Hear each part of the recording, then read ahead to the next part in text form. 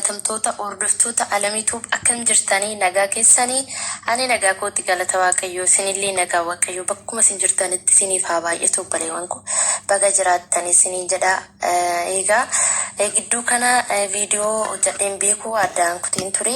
Egaa sababa hojii dhambii jedha akkasuma immoo qoshii namni namaaf dhaggeeffatu hin jiru, dhaggeeffataa baay'een hin jiru, sababa maal akka ta'e hin barre.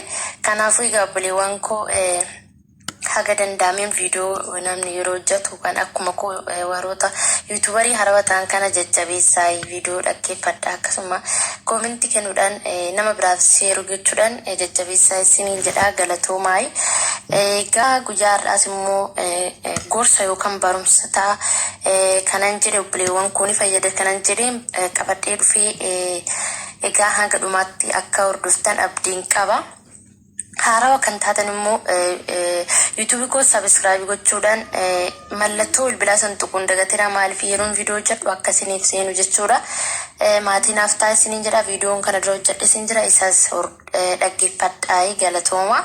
Guyyaa har'aa immoo kana qabadhee dhufee mata dureen isaa dubartoonni dhiira irraa wantoota barbaadnu jechuudha.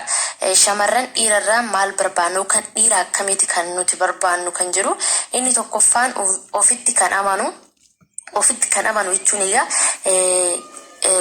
fakkeenyaaf inni harka qalleessa yoo ta'e harka qalleessa ta'uu isaatti kan amanu jechuudha. Kan hin somne, maaliif waa'ee isaatiif kan hin qaanofne, maatii isaatti kan hin qaanofne, akkasuma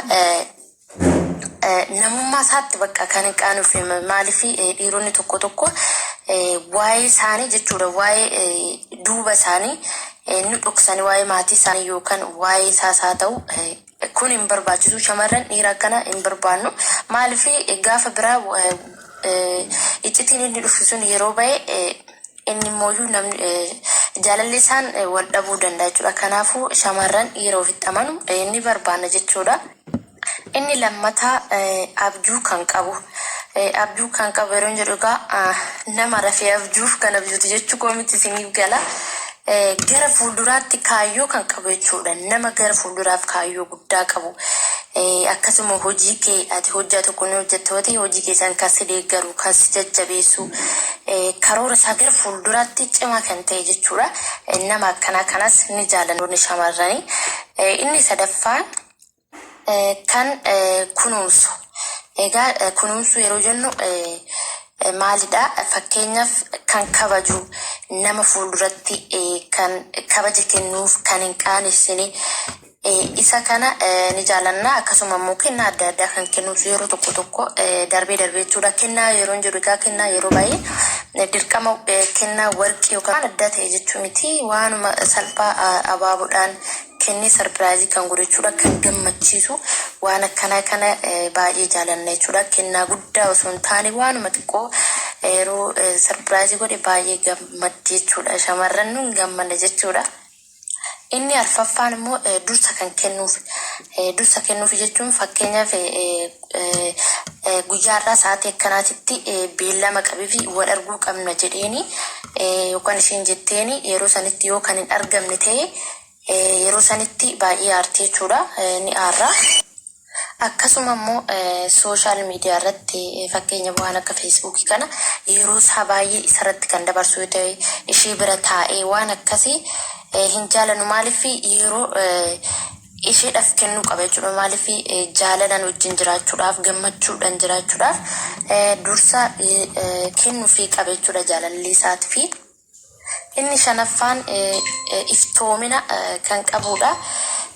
Egaa waa'ee kee hundumaa itti himuu qabda jechuudha jaalalli keetti. Maaliif waan tokko dhoksuu hin qabdu. Maaliif waan tokko waa'ee kee dhoksite yoo jiraatte gaafa bultii ijaartanii gara fuulduraatti yookiin waa'een sun yeroo beekame yookiin yoo dhageesse adagaa yookaan rakkoo ta'a jechuudha bultii irratti illee.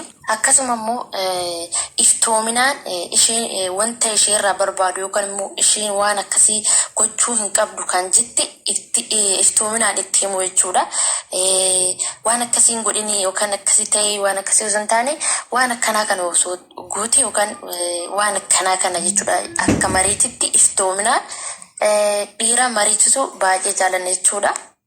Inni jaaffaan kan ofitti nama fudhu jechuun inni kuni kan ofitti nama fudhu yookiin kan nama hawwatu isa jechuu osoo hin taane amalaan akkasuma nama kaayyoo qabu nama iftoomina ta'e ofitti kan amanu waa'ee kanaan kan ofitti nama fudhu yoo ta'e akkasuma egaa namummaa isaa kan nama hawwatu egaa maal jechuudha. Uffata gaarii uffatee yookaan biraandii yookaan uffata qarshii guddiidhaan bitamee uffatee kan nama hawwatu jechuu miti namummaan isaa akkasuma amalaa fi haalli isaa waa'ee kana kan guutee yookaan nama akkana dhiira akkana shamarran ni jaalanna jechuudha. Maaliif namni kun gara fuulduraatti bultii ijaarrachuudhaafis ni ta'a jennee waa yaannuuf jechuudha. Inni torbaffaan kan taragaagee yookaan qabbanaa egaa yeroon kana jedhu egaa kan taragaagee yeroo jennu hojii tokko yeroo hojjetu har'a hojjaa tokko seenee borummoo hojii san kan jijjiiru yookaan immoo hojjaa san kan dhiisee waan biraatti ta'een nama akkasii miti jechuudha. Nama taragaagee hojii isaa seeraan hojjetu akkasuma qarshii irratti kan taragaaguu kanuma babal'eessu osoo hin taane haala karooran kan itti fayyadamu dhiira akkanaallee baay'ee kan jaalatamudha jechuudha. Inni saddeettaffaan tapha kan beeku yeroo jennu egaa waan haasa'u kan beeku kan nama taphachiisu kan nama kofalchiisu dhiira akkana shamarri jibbisu hin jirtu jechuudha. Hin jaalata namni kamiyyuu. Akkasuma immoo inni salgaffaan kan dubbatu yeroo jennu dhiironni yeroo baay'ee jechuudha wanta hojjetanis wanta yaadanis hin dubbatan jechuudha. Jaalallee isaanii nuukanaadha mana isaaniitti hin mari'atanii hin dubbatan. Kanaafuu dubbachuu qabdu jechuudha warroonni dhiiraa. Maaliif yeroo ati cal jettu san waan garaa kee keessatti yaaddu hin beektu waan ta'eef jaalalleen kee dubbachuu qabda. Dhiira dubbatu waanuma hunda dubbachuu osoo hin taane wanta dubbatamuu qabu kan dubbatu jechuudha. Inni kurnaffaa inni dhumaa waa'ee ishii kan ofitti fuudhu. Egaa inni kun waa'een ishii yeroo jedhu fakkeenyaaf haala amala ishii, uffannaa ishii, haasaa ishii, kolfa ishii kana hundumaa kan shamarranii maaliif yookaan haasaa ishii kan jibbu kolfa ishii ofitti fuudhee kan jaalatu jechuudha. Isa akkana ni jaalanna jechuudha shamarranii. Maaliif yookaan haasaa ishii kan jibbu kolfa ishii kan jibbu waan akkasii kun kan ta'e inni kun ishiin jaalatu kan ishiin barbaadu ta'uu danda'a. Kanaaf haalaaf amala ishii wantuma hundumaayyuu kan ofitti fuudhee kan jaalatu dhiira akkanaa shamarran ni jaalanna jechuudha. Egaa barumsi koo kan guyyaadhaa kana fakkaata. Egaa waan dhaggeeffataniif galatoomaa baay'ee sin galateeffadha baay'ee sin kabajaa naaf jiraadha.